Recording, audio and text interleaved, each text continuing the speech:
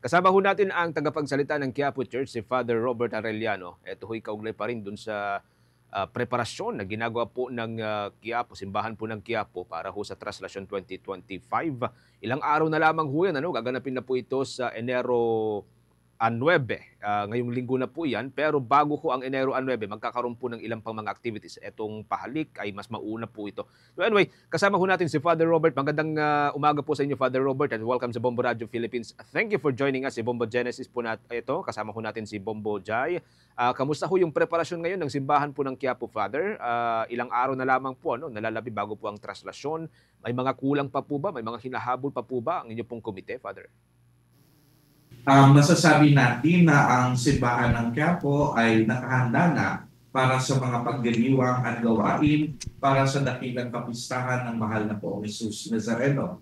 Kung hindi niyo po maitatanong, noong buwan ng Agosto pa po kami nagsimulang maghanda.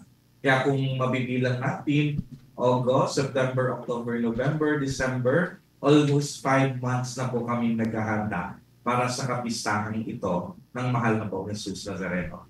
So ngayon po, ang ginagawa na lang namin, mas ini-intensify pa namin yung aming mga ginawang paghahanda para lahat ng ito may sakatuparan natin ng banal, maayos at ligtas para sa lahat. Bago ho nito, Father, idineklara po ng Vatican o ng Vatican bilang national feast ito kung kapistahan ng Itim na Nazareno. Ano pong implikasyon ng deklarasyon na ito sa pagdiriwang po ngayong taon nitong kapistahan po ng Itim na Nazareno, Father? Opo, ito po ay isang malaking biyaya para sa ating lahat.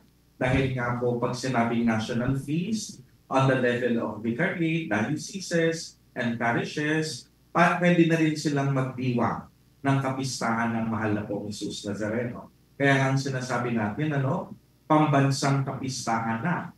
Dahil maaari na rin magkaroon ng mga programa ang bawat parokya, ang bawat vicariate at ang bawat diocese para sa pagdiriwang ng kapistahan ng mahal na pong Jesus Nazareno. Ang implication nito, yung mga nasa ibang malalayong lugar, makakapag-celebrate na rin din sila ng kapistahang ito on their level.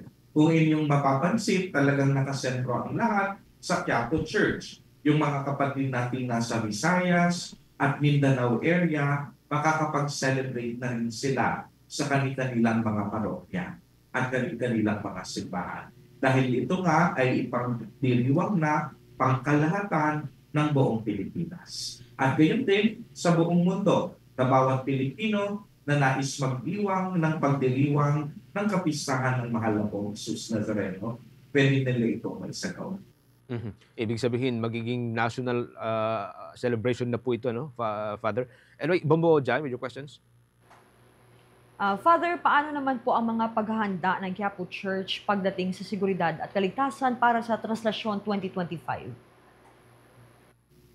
Para naman sa seguridad at kaligtasan, noon pa man nakikipag-coordinate na kami at marami ng pagpupulong na naganap sa pagitan ng ating Manila Police Districts, ang mga men in uniform natin, at ang iba't ibang ahensya, para masiguro na ang hanay ng kapulisan ay naririyan para tayo ay tulungan sa pagpapanatili ng isang maayos at ligtas na pagdiriwang.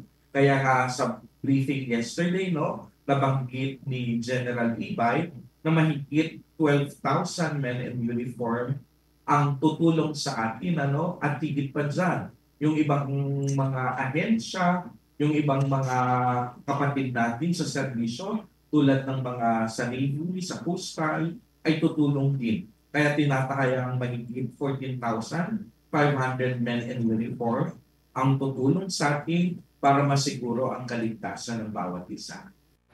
Father, lastly, mensahe na lang po sa mga deboto na dadalo sa Traslasyon 2025. Unang-una, ang aming mensahe ay makipagtulungan po tayo, para gawin at matiyak ang pagiging ligtas, maayos at banal na pagdiriwang ng mga gawain, lalong-lalo na para sa kapistahan ng ating mahal na poong Jesus Nazareno. Patuloy po ang aming panawagan para sa darating na traslasyon naman o yung prosesyon nabawal pa rin po ang pagsampa sa andas. Ito ay sa kadahilanan nais nating bigyan ng pagkakataon ang mga hindi sumasama sa prosesyon, ang manonood ng prosesyon, na makita din si Jesus Nazareno. Kasi ang pag-akyat sa andas, unang-una, hindi ito ligtas, at ikalawa, hinaharang natin ang imahe ng mahal na Senyor. Kaya nga ngayon pa lang patuloy na ang aming panawagan na ipinagbabawal po ang pagsampa sa andas. Gayon din po sa mga nais namang magtungo sa Quiapo Church para sa ating mga novena masses na magsisimula pa lang ng January 8 sa ganap na ikatatlo ng hapon. Kung nais po natin agad makapasok sa simbahan dahil tayo po ay magkakaroon ng mga scanners, kung hindi kinakailangan, huwag na po tayong pagdala ng mga bag. Dahil iba po ang pila kapag may bag at iba rin ang pila kung walang anumang dala. Kung wala tayong dala, mas maayos at mas mabilis ang ating pagpasok. Samantala, kung tayo may mga dalang gamit at bag, ito po ay kailangang mag-undergo pa ng scanner. So sa mga nais na pumunta, ihanda natin ang ating sarili at higit sa lahat, yung internal preparations ang pinakamahalaga. Dahil tayo ay dumadalo sa mga espiritual na gawain ng simbahan, tayo ay makikipagtangpo sa Diyos upang tayo ay magbigay ng papuri at parangal sa kanyang kabutihan at kagataang loob. Okay. Father, maraming salamat. Siguro few days from now, muli po na kaming uugnay po sa inyo. And then after po ng kapistahan, muli po kaming uugnay para sa mga dagdag pang development. Maraming salamat ho, Father. Maraming salamat din sa Bombo Radio Philippines at naway pagpalain kayo ng ating mahal na pong Jesus Nazareno. Ingat po kayo, Father. Si Father Robert Arellano, siya pong tagapagsalita mga kabambo ng Quiapo Church. Kaugnay pa rin po dito sa preparasyon para ho sa Translation 2025. Naway intindihin at isaalang-alang po natin yung mga paalala ho niya, no? Para ho dun sa mga kababayan po nating dadalo, mga debotong dadalo dun ho sa Translation, yung kapistahan mismo, at yung dadalo din po dun sa pahalik dahil may mga pagkakataon sa mga nakalipasong taon na medyo naging delikado po ito. That's why kailangan po yung kooperasyon ng bawat deboto, bawat individual na dadalo sa magiging Translation 2025.